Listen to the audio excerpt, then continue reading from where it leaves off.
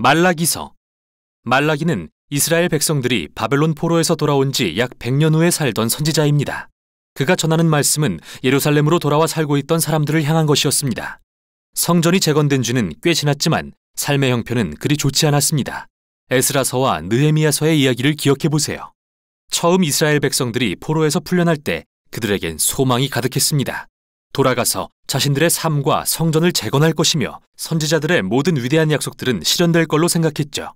메시아가 오셔서 통일된 이스라엘과 열방을 다스리는 하나님의 나라를 세우셔서 모두에게 공의와 평화를 가져오실 거라고 믿었고요. 하지만 그런 일은 일어나지 않습니다. 예루살렘에 돌아와 살던 이스라엘 사람들은 그들의 조상들처럼 하나님께 신실하지 못했음이 드러났고 그 결과 가난과 불의를 초래했죠. 말라기서에서 우리는 이 새로운 세대가 얼마나 부패하게 되었는지 발견할 수 있습니다. 이 책은 일련의 논쟁으로 구성되어 있는데요. 대부분 하나님께서 먼저 무언가를 주장하거나 질책하시는 것으로 시작해서 이스라엘이 하나님의 발언에 이의나 질문을 제기하면 하나님께서 이에 응답하시고 최종 발언을 하시는 형태입니다. 이런 논쟁은 총 6번 일어나는데요. 처음 3번의 논쟁에서 하나님은 이스라엘의 부패를 폭로하시고 다음 3번의 논쟁에서는 그들의 부패를 대적하시죠. 그리고 이들 논쟁과 반박을 통해 우리가 받는 전체적인 인상은 포로 생활이 근본적으로 그들을 전혀 변화시키지 않았다는 것입니다. 이스라엘의 마음은 여전히 굳어 있습니다. 첫 번째 논쟁은 하나님이 여전히 자신의 언약 백성을 사랑하신다는 말씀으로 시작합니다. 그들의 실패에도 불구하고 말이죠. 그런데 이스라엘은 무례하게도 자신들을 사랑하신다는 증거가 어디에 있냐며 이의를 제기하죠. 이에 하나님은 이스라엘에게 그들의 조상인 야곱 가문을 선택하시고 하나님의 언약의 계승자로 삼으신 은혜를 상기시키십니다. 그의 형인 에서와 결국 멸망한 에서의 후손 에돔을 대신해서 말이죠. 창세기와 오바댜서의 이야기들을 기억해 보세요. 이렇게 첫 번째 논쟁에서부터 하나님의 사랑과 신실하심에 대한 이스라엘의 불신과 의심이 드러납니다. 두 번째 논쟁에서는 이스라엘의 새 성전에 대한 문제가 드러나는데요. 하나님께서 성전을 멸시하고 더럽힌 자들을 질책하십니다. 이에 그들이 자신들이 어떻게 주님을 멸시했냐며 대꾸하자 하나님은 그들에게 초점을 맞추어 수치스럽게도 그들이 다리 절고 병들고 흠 있는 짐승을 제물로 가져옴으로써 그들의 하나님을 무시하고 존중하지 않았다고 답하시죠. 하지만 비단 백성만이 아니라 성전을 지키는 제사장들도 문제였는데요. 그들은 이런 부패한 형태의 예배를 용인했을 뿐 아니라 자신들도 참여했습니다. 위에서부터 아래까지 하나님의 백성의 신실하지 않음이 드러났죠. 세 번째 논쟁에서 하나님은 그분과 자신들의 아내를 배반한 이스라엘 남자들을 꾸짖으십니다. 물론 그들은 부인하죠. 또한 하나님은 우상 숭배와 이혼의 결합으로 인해 일어나고 있는 죄악도 드러내십니다. 당시 이스라엘 남자들은 이방 여인들과 결혼하고 그녀들이 섬기던 이방 신들을 가정에 받아들였죠. 느헤미야 13장의 이야기를 기억해 보세요. 말라기는 이 문제를 아무 이유 없이 이혼하는 남자들이 급증하는 것과 연결합니다. 사람들은 모두 괜찮다고 하지만 말라기는 아니라고 말합니다. 그건 하나님과의 언약을 배신하는 거라면서요. 이제 말라기는 이스라엘의 불순종에 대적하는 논쟁 부분으로 전환합니다. 네 번째 논쟁은 이스라엘 사람들이 하나님의 무관심을 비난하고 공의의 하나님이 어디 계시느냐고 묻는 것으로 시작합니다. 그들은 불의와 부패가 성행하는데 하나님은 아무것도 하지 않으신다고 생각한 거죠. 이에 하나님은 다시 임하실 여호와의 날을 위해 그분의 백성을 준비시킬 주의 사자를 보내실 거라고 대답하십니다. 그는 불과 같이 주의 백성을 정결케 하고 우상 숭배와 음란과 불의를 제하여 오직 신실한 자들만 주의 백성으로 남게 할 것입니다. 다섯 번째 논쟁에서 하나님은 백성들에게 돌아오라고 말씀하십니다.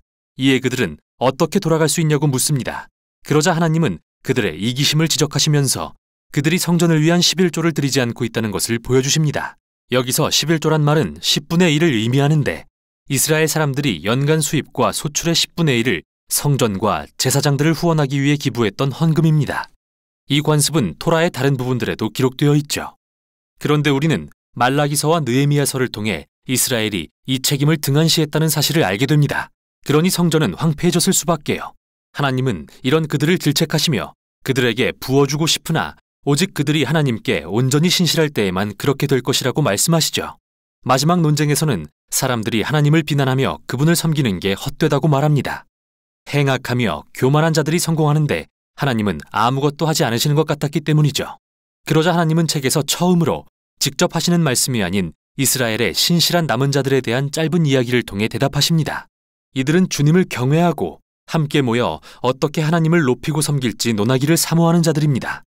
그래서 하나님은 그들을 위해 일종의 기념책이 기록될 것을 명하시는데요. 그들이 이 책을 읽고 하나님의 성품과 약속들을 기억할 것입니다. 말라기는 여기서 성경이 하나님의 선물임을 생각하게 합니다.